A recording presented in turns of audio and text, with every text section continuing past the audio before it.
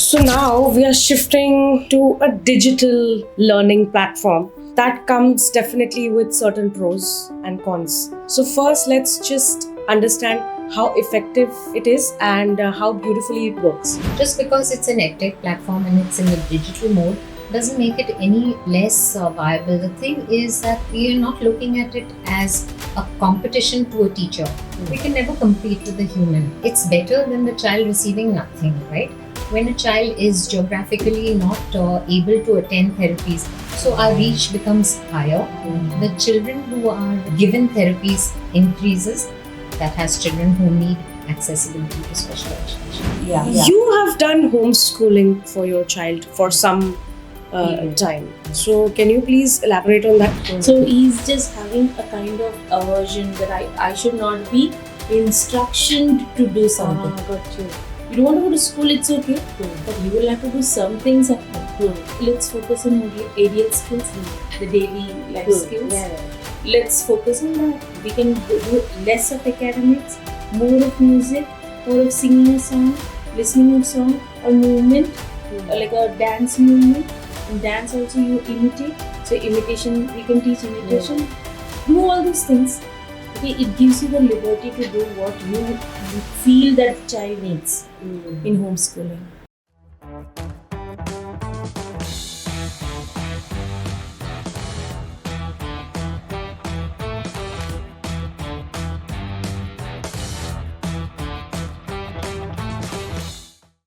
So, welcome both of you to the Dolly Show today. We are so glad to have you both with us. And yes, as always, we have our professional who is Aisel ma'am, and we have our parent, Kavita ma'am, and a new discussion, a new topic that we will be in conversation for. So, to start with you, ma'am, I would love to know your journey in the first place, how you got into remediation and special inclusive education. Okay, so it's been a while. Firstly, let me start by saying thank you for having me here. And just stick to ISIL, we don't need the map. Well, when I started as a clinical psychologist. And I still have, children coming to me for assessments and things like that. But from then on, I thought, what is the assessment without any remediation or something to follow? What am I just doing with numbers, qualitative, quantitative analysis? So then I branched out into remediation and I specialized in learning disabilities.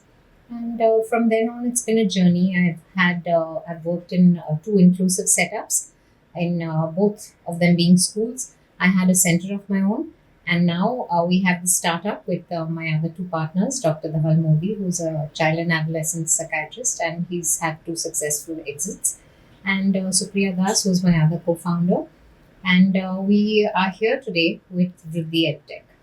Fantastic. And we will definitely delve deep into a lot of aspects that you have new to discuss. Before that, over to you, ma'am. I would love to know your journey as well. Thanks, Dolly. Thanks for having us and giving us an opportunity to showcase what we have done. So I'm a mother of twins. Before that, I was working in a proper corporate life, and it's not never 9 to 5. It's like beyond. So and then when I conceived twins, I was told to have a complete bed rest, and my boss was a very good man. He said that once you deliver, take 1 year break and come back to work.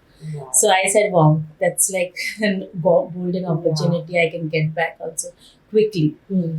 And and my twins were born, and they were preterm babies. And so we had like 21 days of NICU and stuff. And but by the time they reached 16th to 17th month, they were like typically growing twins, playing with each other, having all the time crawling and climbing. I was always on my toes. They used to keep everyone on toes. And then when we reached around 16th to 17th month, and I was a very involved parent, very engaged. with colors and toys and so many things. I used to explore and buy those things and and keep them entertained all the time. And I had all these charts at home to show and stuff. So I used to ask my daughter. I got a son and a daughter, Sridhar and Stuti. I used to ask Stuti to show apple. She would say apple, and I never see Sridhar pointing out. But then also I didn't take it too much into that consideration, and they used to respond to my name right from third or fourth month. Okay, even when they were crawling, if I called, they would come individually. They would come. But then by the time it was 16th to 17th month, I saw that Sridhar is not coming when I'm calling. So that time also I thought it's like, it's maybe a childish instinct that I don't want to come, so I won't come. That kind of, I didn't take it so seriously. If he doesn't come, I would just bring him to that spot. So, and there came a day when we had just gone for a checkup with a tenured pediatrician, like a very good pediatrician. And he just said that I think your son has traits of autism. Autism is something that I never heard because till now everything was my focus was only engaging children, feeding, cleaning, and taking care. So autism is, I thought, okay, maybe. So traits. I was just focusing on the word traits. Traits means I was thinking it can do. Yeah. Whatever is there, we can solve. So what I did is he told me you can go to a developmental pediatrician. So there are two pediatricians, one pediatrician and developmental. Developmental pediatrician will assess these milestones of the child, whether they crawled at the right time, they stood at the right time, walked at the right time, spoke, teeth, everything. So we went there. We immediately went. In the 18th month itself, we went there. And that's when they took the assessment and they gave traits of autism. And silly of me, I didn't Google autism. I was only focusing on traits.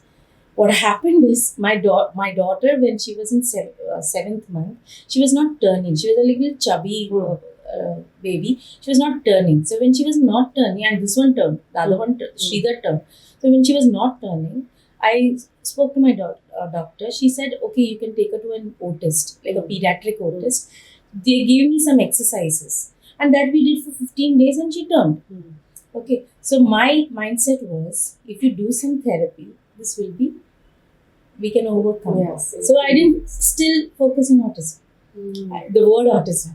We went for therapy and at about like 36th session, we had a check with our pediatrician, developmental pediatrician.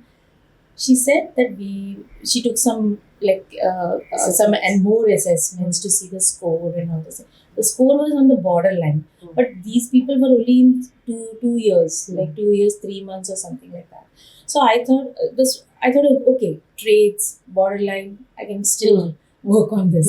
So the therapy started early, but we were doing it. But then one day, I read some article about autism and lifetime, and then that made me feel that, oh, is it lifetime or these people are just telling me to do some number of therapies, number of sessions? And that's when, it was not too late, but still It hit you hard. It hit me really hard. And then I couldn't even, and my husband was, see, when I left my career, of course, he was very focused on his career. So I was left with these two, and I was too busy to actually even Google and find out something, to explore and all those things. I was doing the therapies, behavior therapy, speech therapy, all these things. Not behavior, speech. Behavior we didn't see.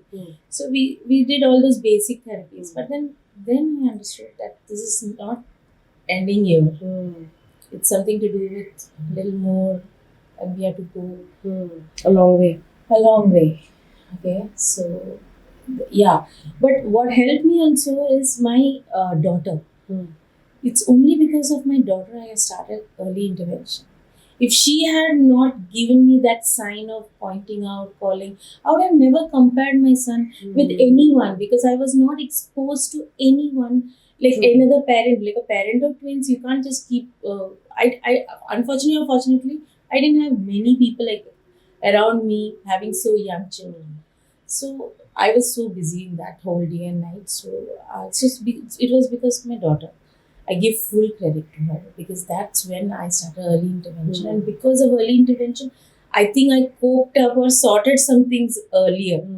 Okay. And then, yeah, so this thing happened this way, and we started off our autism journey in this.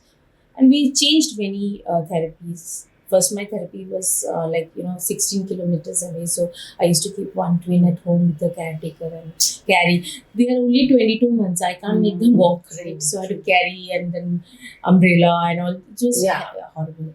And then our developmental pediatrician said that there is some closer to your place, and we went there. And then I started reading. Then I started not only Googling, I started reading.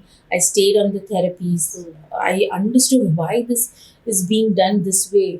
If we do this way, what is the advantage? Everything I learned right from the scratch. And I spoke to many parents who had older children and how did they do, where did they go, and what all they did. See, initially I was only going to therapy centers. I was not doing anything at home. Okay, but that is not enough. Therapies is just weekly once, weekly twice. True. Speech is only weekly once. But is it that we can't do, we are not speaking to the child? We speak to the child every day, right? So you introduce all those things that you learned in the session every day, every time with your child. True. Because that is only going to work. Not that session, that one session of the week is not going to help. That's only going to guide you how to go about it. But we have, what parent has to do, they have to do. True. That also came late because naturally I was busy. Again, busy means the other child, and I had to switch. Sometimes you have to switch your role of a mother of a typical child and the mother of a diabetic. Yes, that's a complete. And it gives a stress because Exactly. you can't give them the privileges of This we will definitely discuss in deep because we need to understand, what is the difference and how do you cope up with that. So we'll get back on this for sure. Before that, ma'am, I would love to know from you. So you have 20 years of experience in remediation and inclusive education. So what do you think? What is your perspective? What truly works for children on the autism spectrum? So it's not just about taking a Zoom session or something, it's about individualization. And when you have individualized approaches towards a child with autism, that makes all the difference. Because, she mentioned, she didn't know what was happening behind the scenes. She was taking her child religiously for OT, for speech therapy, and not continuing it, at home. So it's like me wanting to go to the gym once a week and trying to lose weight. It never works. You have to have some kind of consistency. So when you have that individualized session and you have the consistency and you practice the same things at home, who is your biggest support or your biggest stakeholder? It's the parent. Because if she was allowed to be in the sessions, in the occupational therapy sessions, speech therapy sessions, she could have carried something back home where she could have practiced. So in our online sessions, like I said, it's not just a Zoom session. It's about aligning, making the parent your co-therapist. If she can learn what is happening, because she's sitting there, if she, is at liberty to attend in the sense of all the tight schedules and things like that, then she can definitely co-assist the therapist. She learns from what the sessions are delivering, what is expected, how to, how to intervene when there's a meltdown, when there's a temper tantrum, whatever it may be. They learn so many skills. And because that is taught, then you can, expect a kind of behavior pattern which will always show progress. So True. And to speak about SPED at home, which is a great initiative that you have started, I would love to know about it. So at Vidya Tech, that's our parent company, we have two products. One is SPED at Home and SPED at School. So SPED at Home provides, it's a platform that allows children to join sessions online from the comfort of their homes. So what happens today is parents' biggest grouse is traveling to places. And there's so much time lost. Again, I'll use your example. She was traveling 16 kilometers just to access one I therapy. know, that's when I was. So this can be so easily accomplished when you're online, and the time is saved. You have the parents as co-therapists, and the child is in a safe environment at home, and that is when they feel very comfortable, and therapy can move. Our other product is Spedit School, where we partner with schools. They use our platform to deliver the sessions to the children in the schools. So we train the teachers as to how sessions are taken, but everything is built onto our platform. And because that makes a therapist's life so much easier, all she has to do is log in and have the child by her side. There are worksheets, there are exercises, there are activities, everything on the product itself, which can be done with the child. Now, this is a teaching learning experience for also the teacher, because sometimes supposing the teacher does not know now how to teach a particular concept. So all she needs to do is log in, and the day's schedule is open for her for that particular child, and it will ask the teacher, is there something that you would like to know further about, say, phonics or whatever? And she can say yes, and she gets the whole concept, ready for her. She learns how to do it in the form of teacher tools, which are like in activities, poems, and stories. And this is how the teacher learns, and she can teach the child. So everything is there on the platform. She doesn't need to, spend time learning what to teach the child and how to go about it. And all the goals are put into rubrics and sub-rubrics. So it goes in a particular order, and it goes right down to the finest sub-rubric, which can be taught to the child who has, difficulty in understanding in a large group like a classroom. And this is, like I said, again, back to individualized therapy, which works well. So now we are shifting to a digital learning platform. So that comes definitely with certain pros and cons. So first, let's just understand how effective it is and how beautifully it works. So, like I shared earlier, just because it's an edtech platform and it's in a digital mode doesn't make it any less viable. The thing is that, we are not looking at it as a competition to a teacher. We can never compete with the human. True. The teacher is sitting there, but she's using all the resources that are there. And it's better than the child receiving nothing, right? When a child is geographically not able to attend therapies, we have children from tier 2, tier 3 cities. We are today in a tier 1 city, so therapies are accessible. Even if she had to travel 16 kilometers, she still could access it. What about your children who are in the tier 3 area? Perfect. So we have schools that we partner with right from Jammu, Kashmir, right down to Bangalore. So our reach becomes higher. The children who are, given therapies increases, and that's how we're overcoming, this sector that has children who need accessibility to special education. Fantastic. So the flip side as well. So when we're doing these online sessions, so there is no, face to face, like a person that you're meeting, or there is no emotional connect. So how does that being taken care of? So we have, of course, we have a way around everything because, Yes. we're believing in the platform that we are using. So we have various aspects like eye contact, behavior pattern, level of compliance, level of independence, right? These are things that are featured inside the product. And what happens is at the end of every session that the teacher is taking, there's a drop-down box that opens up. So if, for example, the child was not meeting eye contact, there are, of course, packages and strategies that the teacher uses to help the child building the eye contact. And at every session, there is a percentage that she has to fill in. Like supposing, for example, when the child begins therapy, the parent is sitting right next to the child, starting the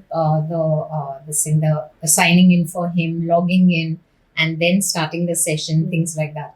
At the end of the day, not at the end of the day, at the end of a few sessions, you will see that the level of independence has increased. The child is logging in himself, taking the sessions by himself.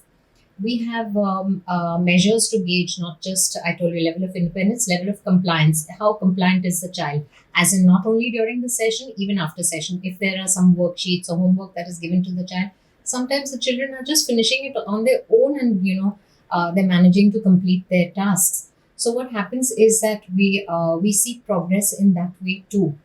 So it's not just about the educational progress, it's about all these areas that we're tapping. Like I said again, eye contact, compliance, independence, behavior. So whatever is there, the teacher can put that down as well as notes, and everything is calculated at the back end. Like I said, it's a edtech platform, and the machine learns how to produce more specific content for that child. Like supposing the child is a kinesthetic learner, then there will be content more that is generated for the child who needs that kinesthetic approach. If he's a visual learner, more of that content will be generated. It's not just only that. Of course, the others are also tapped. Like if he's a visual learner, it's not that the kinesthetic board is kept away, but more of those worksheets till he is able to produce. He's able to learn in a different way. That's how it goes forward, and all the progress is tracked at the back end. Beautiful and so intricate. So Amazing. we have built Beautiful. everything from scratch, from the smallest details. So that Very well thought. Very, yeah. very intricate. Thank you. That's what- Excellent. Excellent. Impressed. And all the credit goes to all the co-founders, the founder, of course, as well as the team, members who are all supporting whatever we, come up with, and we, flash it for them. They are like, oh yes, we can do this. So that's how it works. That's how things are easier for us. Ma'am, I would just love to know, if you were given a chance, would you be enrolling in such a platform? I will leave this to my child first of all, because to be very honest, there are kids who actually can stay glued and understand. But if I don't find that affinity in Correct. him, then I may have to drop down. True. I go by the child. Okay. So, for example, when he was 9 years old, just like every parent is enrolling for swimming class and all this stuff, I also enrolled him for swimming. He couldn't even dip his leg inside, and he just made a hue and cry in the pool. And after 2-3 sessions, I understood that's not for him, or the time is not yet has happened. So I would leave it to the child. I would definitely like to explore.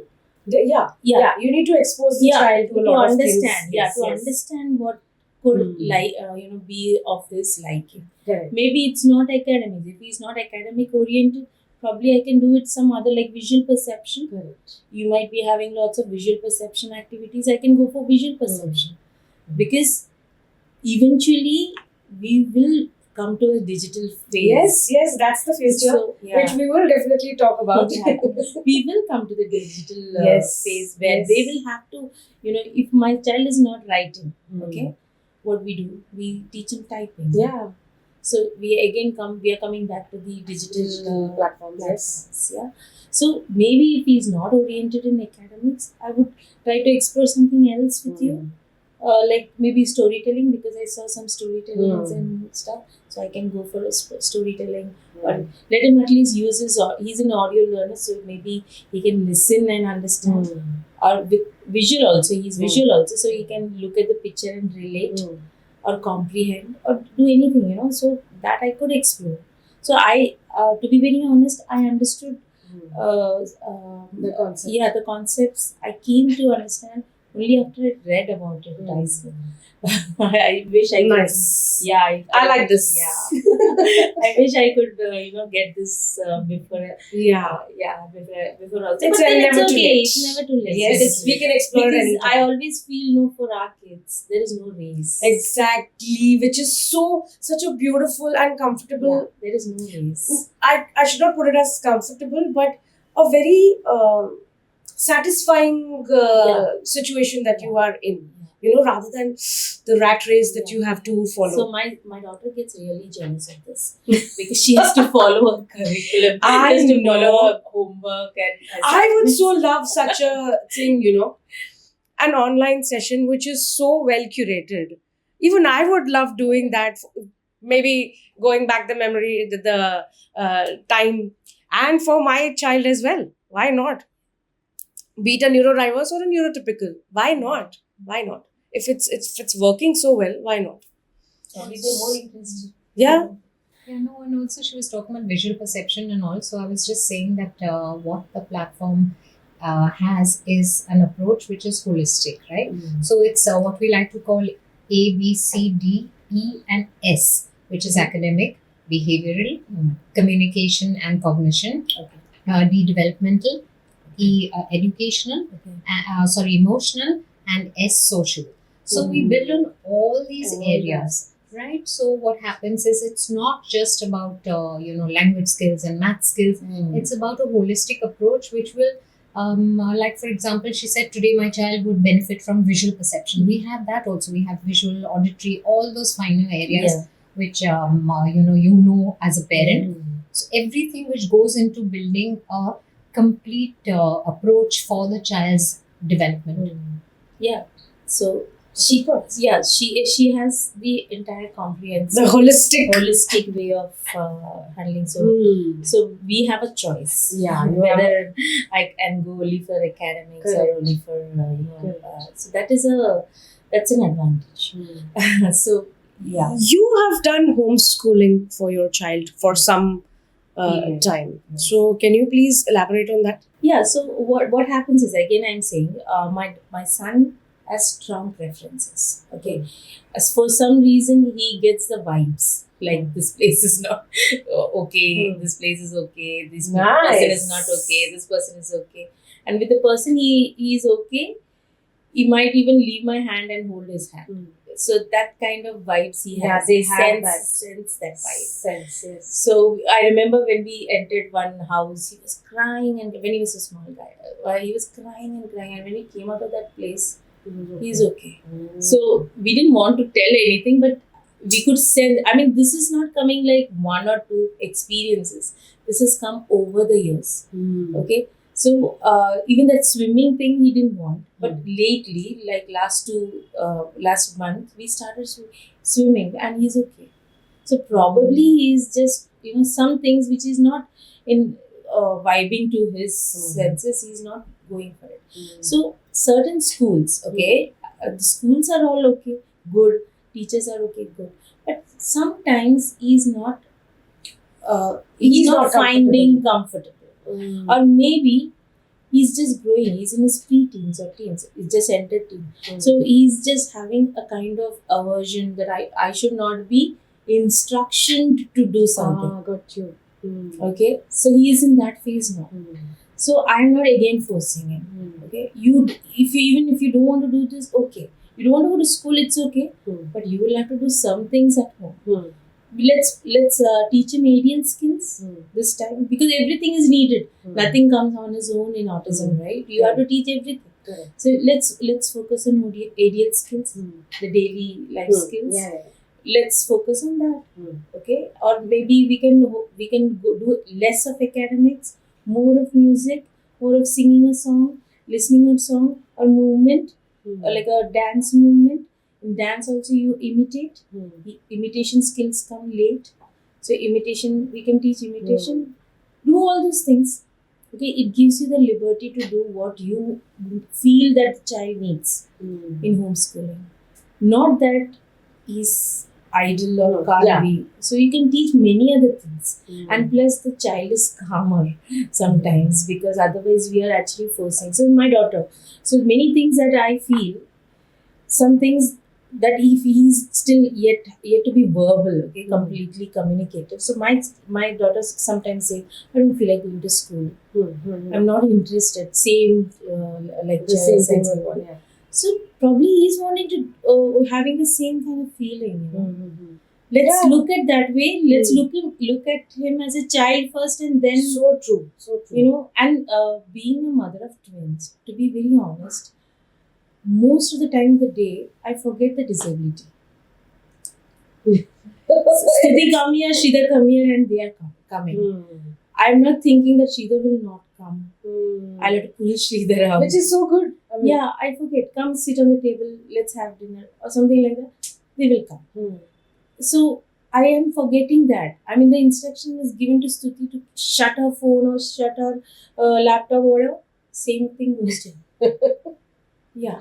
So, and he does it. He understands. Okay, this is something that we can't argue on. So that is a pro, like a plus point of Having twins. yeah. So I'm not going to focus on the disability every time because this just pulls me down. Feel that, and you know what? They have the potential. Not So a true. single therapist have told me that he doesn't have the potential. Yes.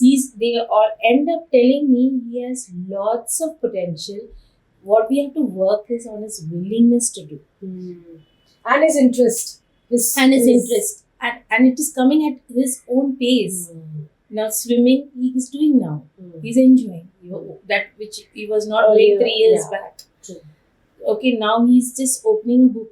Okay, I just wait for his cues because I cannot force him. Just when I'm forcing my daughter, her daughter has to do. She has to do homework. She has to study. That's different thing.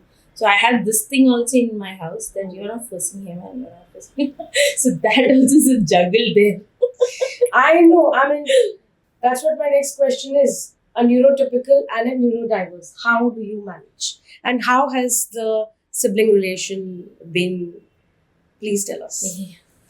So there are various pros and cons. Definitely. Yeah. Various pros and cons with typical also with neurodiverse. Yes. Exactly. Yeah, so both have behaviors. Some can communicate, the others can't. Or my typical child also can't communicate sometimes. Okay, she will also show some behavior which is, which have is to like, figure out. you figure out why is she behaving this way, and you'll have to probe, and then you will sit with her.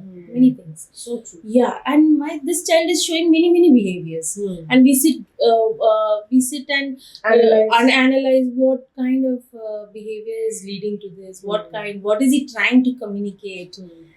So you have to be in analyzing mode all the time when you are actually dealing with both kind of people, and sometimes the typical child is copying the divergence because to seek attention, that's the only way. Okay, that's the only way. They are twins, so it's not like one is older than the other, so one matures earlier than the other. Correct. So they are growing together, and they have their own struggles. But it's like always a kind of a problem solving situation. We have to deal with that. Sometimes I explain to her, and sometimes I explain to him also. I don't see that whether he's understanding or not. Sridhar, you can't have this now. If he's asking for something with snack during lunchtime, I tell him, you can't have this. Will be in the snack time. Sometimes he listens, sometimes he doesn't listen. If he doesn't listen, I'm forced to give a deaf ear, because if I give it to it and then she doesn't get that, then it's a situation. She'll be like, So I why don't am I want to being create treated that. differently? And it happens. I mean, she can, till the time she is matured enough to Understand the have- situation. So and it's coming.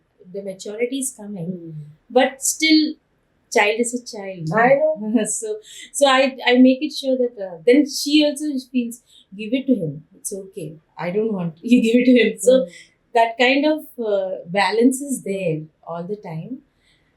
So that's how it goes. I mean, this is just one episode in a day. The day goes by with so many of them. I know. So she's been very fortunate actually to have this kind of social communication happening at home, because when you selected to do home education, homeschooling, it's so great that you had the incidental learning from the sister. Yeah. Because otherwise, this is the one thing that parents I always find say that I would love to homeschool her, but who's there in in the society for her of her peer group, so or his peer group, whoever it may be. You've had this thing in your house itself, where yeah. you've got children of the same age, Connection. and he's learning incidentally from her, which is super. Yeah. And that's So- what's so- tided so I- over so many things that you may not have, needed to teach, and has just happened. Yeah. She just made me realize I didn't have to teach that. Wow. I didn't have to teach that. It just came natural because human being can't have that kind of this, that you Correct. just 1 minute before you be this way and next minute you be that way. You can't, because as a human being you have a natural your own way of working, nature, patience level also. So we can be same only. It's better to be the same, I feel. Okay, but where you're expecting, that's when it changes. I expect Stuti to do certain things, certain time, indiscipline. But I may not get that from Shida. So when I'm expecting level, I give that leeway. And I explain to her, you can't expect the same way like you to get from. So she understands. It's a learning thing for her. Understanding, learning. I mean, she's going through a lot. I know. So, don't you think the siblings mature Yeah. before time? Yeah. Or how is it? I was just telling my husband just 2 days back. I had to go down where my husband was not there, and I kept these two at home. And for half an hour, I was not at home. And believe me, she had given some sensory toys to him, kept him in the room, closed the room, kept the AC on because he can't bear that. Sometimes the tolerance level is less. So made everything comfortable, gave him kinesthetic sand and everything. She's studying on the table. So whole half an hour, 45 minutes, no mess, nothing. I mean, she just handled it so beautifully, just like as if I was there at home. And she kept him in her radar only. So but there were two mixed feelings in me, that I'm actually, am I, giving her that pressure? That's one thing, that just passing thought, or unknowingly giving him that pressure. And another thing was that, okay, she's learning a good way. I mean, the learning how to handle that kind of. And inertly, I feel that I don't want her to take that responsibility. I know. Let her go free, do what she wants, pursue the career that she wants, go and study. I don't want. But commitment is important. A commitment to the relationship, the sibling relationship is important. So, ma'am, we just discussed that your digital platform is only India based, or is it for the international crowd as well? Also, if it is international, then I think it can cater to a lot of hindrances. We have heard that for the analysis, there is a long wait time in a lot of countries. And also, it helps children to be consistently taking therapies. So, could you just elaborate on that? So there are 2, 3 questions that you have addressed in that sentence. So let's take it one at a time. Firstly, because we're digital, we can reach anywhere. Currently, in our B2C, we have children from 9 different countries who are with us, especially from European countries. We have children from Sweden and from the US, UK. Coming to your next question is that you were saying that children have long waiting lines. So we've had personal experience with a parent from the UK who has 2 children, both on the spectrum. And they were waiting to access occupational therapy for close to a year. And then when they came across our platform, they said, why didn't I think of it earlier? Because private therapies are so expensive, and the NHP, where they do have the insurance and they can do it through the government, they have to wait for a year, close to a year, I told you. By that time, the child has moved biologically, developmentally, and has not shown that much progress, age related, grade related progress. So she was like, I really wish I had come across your platform earlier. So because we're digital, we're not geographically bound. Currently, we are servicing schools in India and in the UAE, specifically in Dubai and in Abu Dhabi. So we have 120 plus schools that we're servicing, and we have 1,200 sessions that are held monthly for the B2C children who are joining us. And talking about the child who is in Sweden, he's so sweet. He just can't wait for the session because he has his session in India. So we have a different timing for him because our time zones are different. But he always tells his mom, I want more sped, I want more sped. Because he's on the spectrum and he can't really explain himself what he wants the session to, have for him. So we are, and talking about growing globally, we've translated our existing platform. Of course, we have English as a primary language. So our assessments, therapies, everything is in English, but we have two accents now, which we have factored into the product, which is US accent and the UK accent. Okay. All this is done digitally, so we have put that in. So then children who are, from another country can understand the language of communication. For like, especially during assessments and things like that, the accents are different, and the child has a timed, intervention for that period, and she or he should understand what is being read out or spoken or whatever it may be. We have also translated it into Arabic. There are two different dialects, one which is, in Dubai and one which is in Abu Dhabi. So we have done that as well. And we are also looking to, have our, broaden our language base to Hindi, Marathi, Gujarati, as well as Spanish. So we will be covering a lot of the globe and catering to cultural languages, across. Oh, wow. Good. Very Fantastic, isn't it? Yeah. So that is what we're looking at for the future. good. Super. Mm-hmm. A bright future that I can see. Yes. Excellent. And also, you spoke about the analysis. So even that is done, Assessment. the assessment, Yes. which is correctly put. So how efficient is that with the online tools? So we have put it in three parts. So the first assessment, which is an educational assessment, before that the parent logs in and fills in some details in the form of a questionnaire. So there are questions about developmental milestones and all of that are asked to the parent. So parent fills it in. As a parent is filling it in, at the back end, everything is being if like for example, if a child is showing traits of maybe a little bit of extra energy, like they may put it, they may not want to say hyperactivity or whatever it is, because this is not a diagnosis that the parent will know, or she may know and not want to share, whatever it may be. So she may tick situations that point in that direction.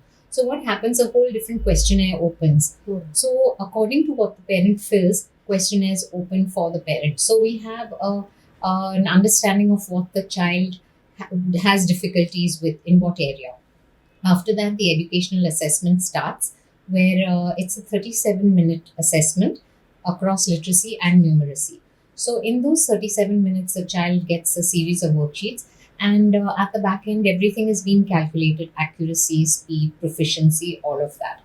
After that, if there is a discrepancy, like when it's before the report comes out, then there is a discrepancy that the teacher may need to solve.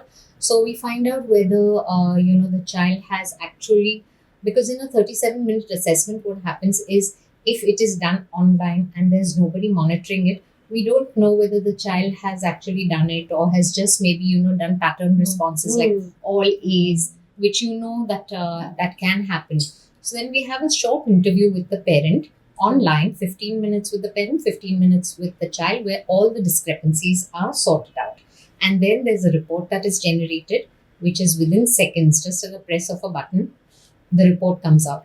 And if the parent, wants to discuss the report and start sessions with us, we have something called an individualized education plan for the child on the basis of what he has done during the assessment. Super impressive. It's algorithmic. Yes. Yeah. So it's like very much what you feed it will come out to you. So the more accurate information that is fed in by the parent, the more accurate the response and the report will be. That's why we have the 15-minute parent and the 15-minute child interview, so that all discrepancies are sorted and we get a very accurate assessment report. Analysis that would be done. Yes. Fantastic. Woof. So much of planning and effort has been Yeah. gone. And each and every aspect has been taken care of. Covered, yeah. Yeah. Right. So the machine learns with all the additional information that we feed it. Like, for example, supposing the child is doing very well on literacy and not so well in numeracy, the product will tell us, the system will tell us that yes, this child is not doing so well. Maybe there's something where the teacher has her preferences or the child has his or her preferences. So it will generate worksheets and things like that according to what the need is, the requirement is. Even during the assessment, it's the calculation is going on while the child is, feeding in the answers. So if the child is not able to answer a certain level of questions, it will go back a little to give questions that are at that level. Or if the child has managed to do well during that grade level assessment that is set out for him, he moves to the next grade level. So it is, it moves according to the child's level. And from there, we have a basal and a ceiling. So the report is completely, diagnostic in a sense of educational goals and things like that. Fab. Wonderful. Impressive, as I can put it. So, ma'am, you have a vision. So, if you want to create a space or a system for the siblings of neurodiverse, why do you think it should be, and how would it be? So, if you could elaborate on that. So when you go to see the siblings of the our kids, okay, what happens is they are an unsung heroes sometimes, but they have they are with us all the time, and most of the time they are actually facing a kind of partiality, but then they understand we cannot consider it as a partiality. You feel that we need to somehow, I won't use the word adjust because I hate the word adjust, but at least amend or blend with the way things, so that they're the ones who understand their parents more. They're the ones who stand by us. They're the ones who carry out this journey. So I had one lady who's a special educator. She actually told me when they were only 6 years old, she told me that we should, as you grow, I mean, as the children grow, you should have a counseling session even for the siblings. So true. Yeah. So because they must be handling so many things that we don't know, and we take it for granted that they can adjust, or I'm sorry, I use that word, but they can, cope up with. But that is not the case. Somewhere there would be something that as they grow they wouldn't want to show their sibling out, or maybe they may be getting an embarrassment feeling, or don't want to talk about it. How do you deal with that? It is, parents must have done their duty, but as they grow they may be having so many things right in there. So how do you grow? So how to actually create that support system for them? Because even beyond us, beyond the parents, siblings may stay a little more with our other kids, right? So how at that point of time we want a support system for them also. We want some other people who will stay with them with sailing the same boat. Okay, So true. because they will have some experiences to share, and that can actually help my other child to help my this child.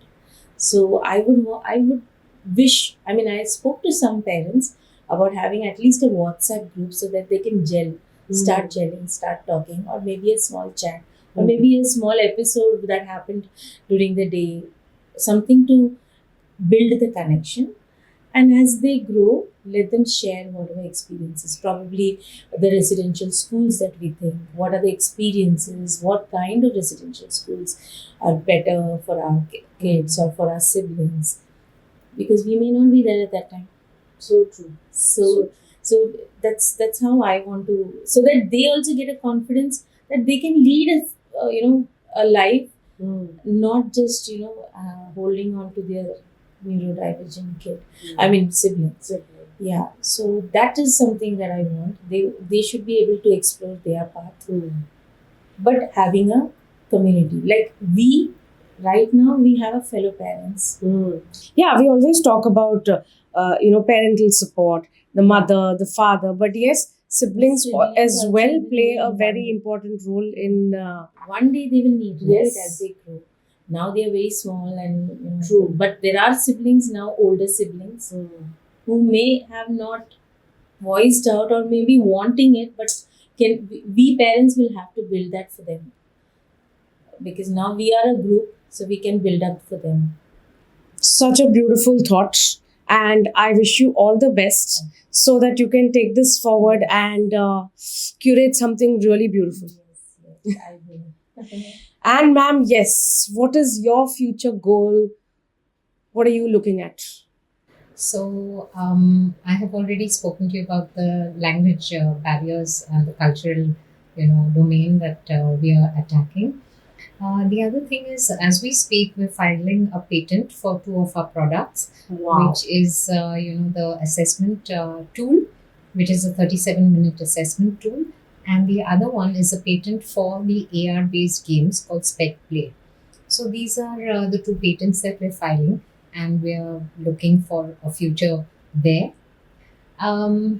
The other thing that I would like to definitely talk about is our mission and vision.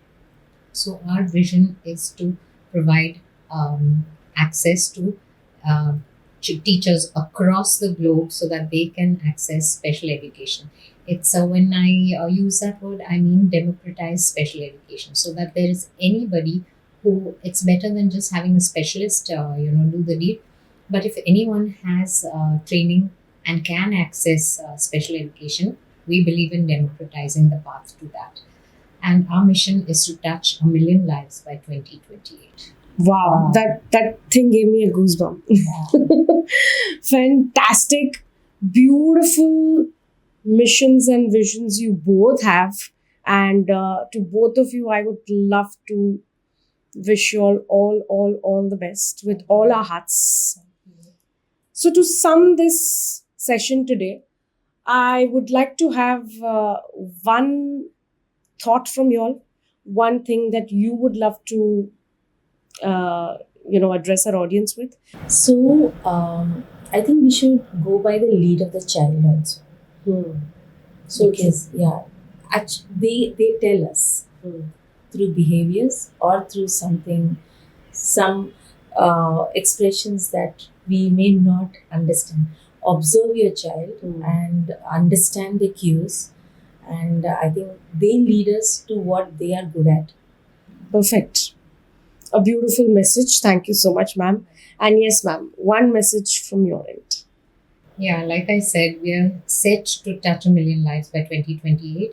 And I'm definitely looking for people that, you can connect us with. And that's how we can grow together with partnerships from parents, teachers, and others. So this is the future for all of us.